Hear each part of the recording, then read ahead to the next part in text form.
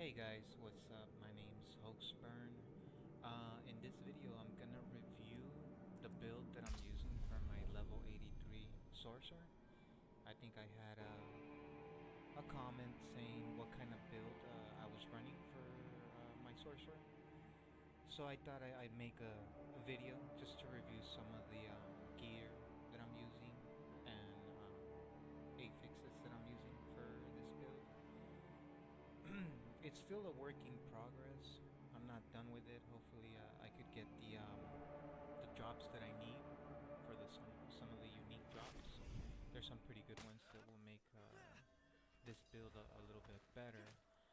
So pretty much, uh, this is what I currently have. So this one's a good one because it gives you a barrier damaging an elite enemy, and since there's every mob, every group of enemies that you run into will have at least one elite. If it damages you, then you're gonna get that 4,000 shield observation, and it's pretty long too. It's pretty long for 10 seconds, so it's a pretty good shield. But what I've noticed is that the higher level that you go, they're gonna break through this like nothing. Probably one shot you, and that shield is gone. That barrier is gone. So you gotta keep an eye out for that. So when you see this shield pop off, it's gonna be like a white fog around you. Uh, when it's gone, then that means you don't have it. You could die if you don't apply another shield or move away. So you gotta keep an eye out for that. For my chest piece, this one's a good one. I don't know if a lot of people use it, but it's very overpowered because when you take damage, even though the percentage is low, you could get as high as 6%.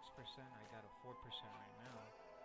It will reset the cooldown of your defensive, meaning that if you use your ice armor, there's a cooldown of 18 seconds, and that's pretty long. By having this, then there's a 4% chance that this will automatically cool down. I won't have to wait 18 seconds for it to cool down. And usually there's a green indicator here that'll tell you how long the shields are lasting. Once this cools it down and your shield is about to expire, then you could just pop it again and make it even last longer than 6 seconds. By doing that, you could make it last 12 seconds. And it even works for the flame shield.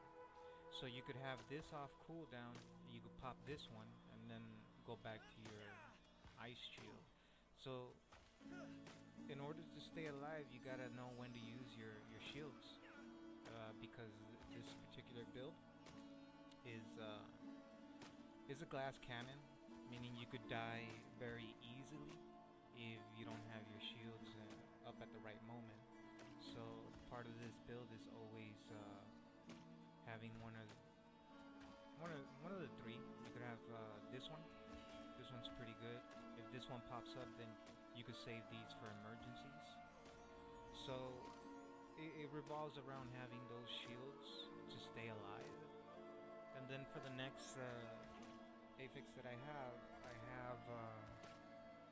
the one that increases the basic attack speed.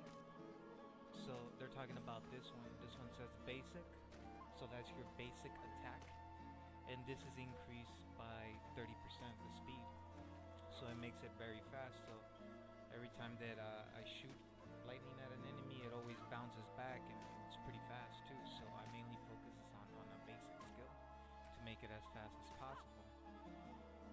For my next one, it's pretty good. It's you heal for 28 life per second for each close enemy that is around. So when you have a mob surrounding you, each of those is going to give you a 28 life. But it's capped. It's capped at 202 life per second. So even though you could have a gang of enemies around here, you can't have more than 202 life per second, so that's where it's capped. But it's still pretty good. When they hit you, it doesn't hit as hard because you're recovering some life there. For the flame shield, this one I don't use that much. Um, I just put it on to see if it'll make me more tankier, if it'll give me more of a survivability. So every time your flame shield goes off, you could just move around the enemy. Sometimes they stun you and you're stuck and you can't do. The only thing that can get you out of there when you're stunned is a teleport. But with this one, even if I'm stunned, I could just move around because of the unhindered. Uh, for my staff, I have this one. This one's pretty overpowered. Not a lot of people have it. I don't see a lot of players running around with this affix. So what it does is that there's a 40% chance that you're gonna inflict the vampiric curse on enemies. What is a vampiric curse? So it's pretty much a debuff that you put on the enemies that will increase the damage it deals when you have the ghost shooting out of you and hitting the enemies. So what it does is it pretty much you're gonna see a bunch of ghosts running from you and running towards the enemy, and when they hit the enemy it pretty much explodes. And the way it works unique because at the bottom it says casting a defensive macabre or agility skill unleashes all souls. So the souls are the ghosts that you're gonna unleash. They're pretty much gonna go into the enemies like homing. They're gonna home into the enemies and explode. And the way you release them is by using for the sorcerer. You release it by you could either use teleport, or you could use your ice armor, or you could use your flame shield. One of these three will release those ghosts or the souls, as they would like to say it here. So that one's pretty good, and sometimes I did try a different build with the volatile blood drops, and it was pretty good. Um,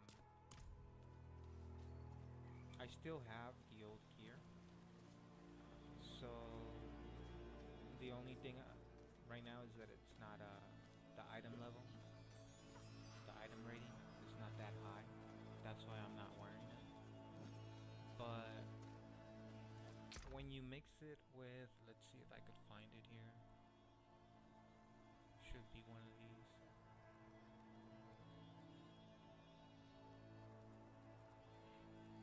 This one's a good one to use as well. When there's at least 5 close enemies, you stun them, and that stun time does make a difference. So it's pretty overpowered if you decide to go with it.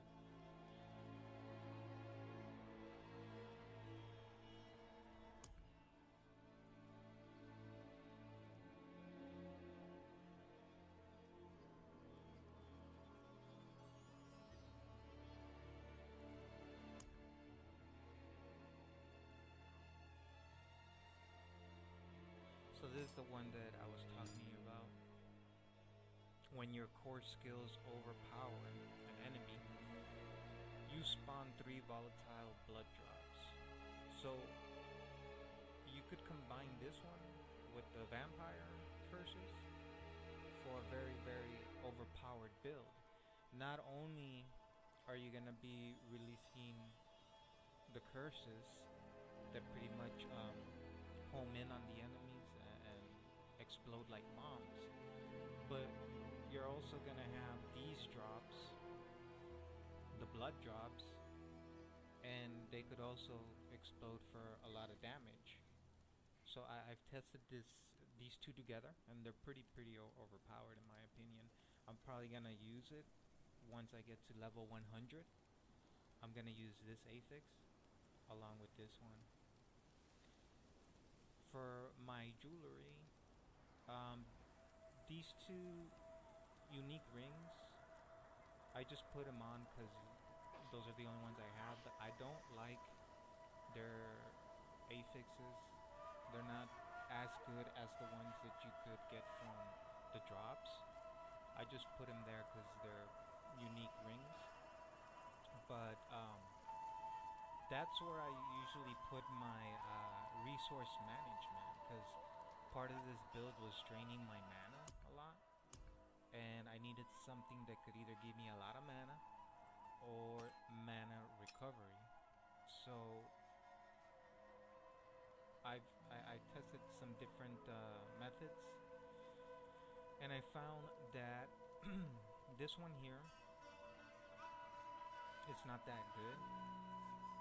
It's pretty good, but there's another way you could have fast mana recovery. So this one's pretty much good. And let's see this one.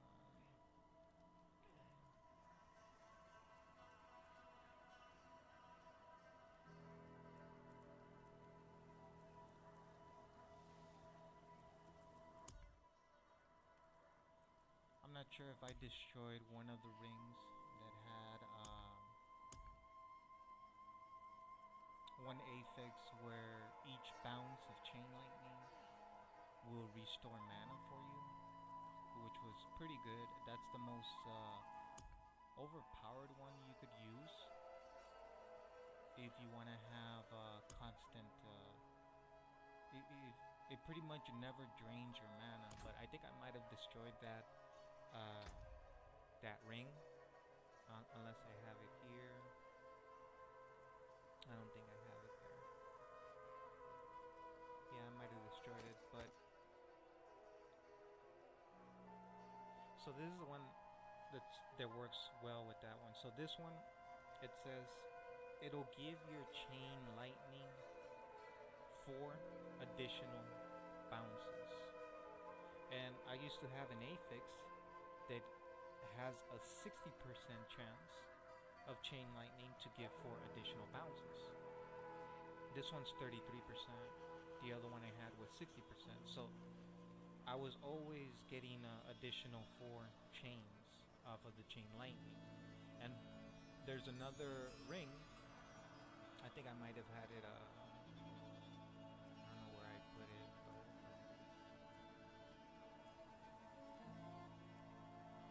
So there's one affix that says each time your chain lightning bounces, it restores mana.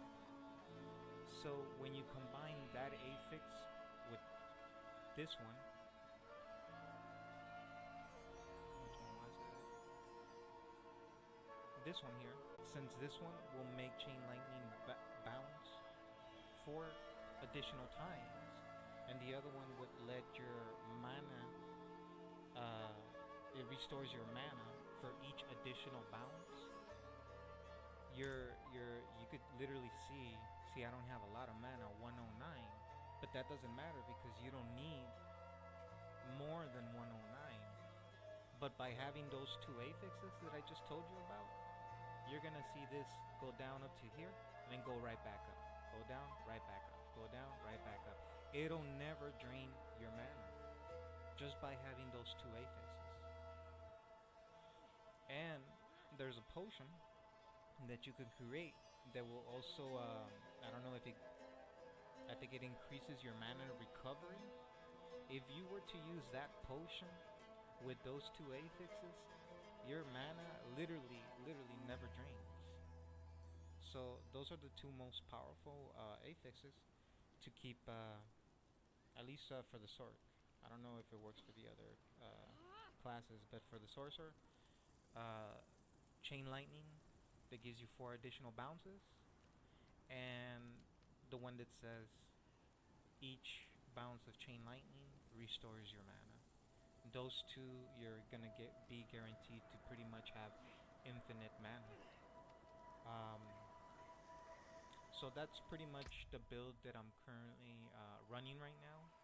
The one that you guys saw on that other video where I was in the Hell Tide wasn't this build. It was an earlier version of this build, but it should be what the final build will look like once I hit level 100 and start getting some of these 925 gear. So thank you for watching my video. Now you got a chance to see of all the gear I'm running. I'll probably make a final version of this when I'm done or before the season ends. So yeah, thank you again, and maybe I'll make more videos. Remember to, as usual, hit the like button and subscribe, just so I could know that you guys are interested and I could keep on making more videos. Thanks, and I hope you enjoyed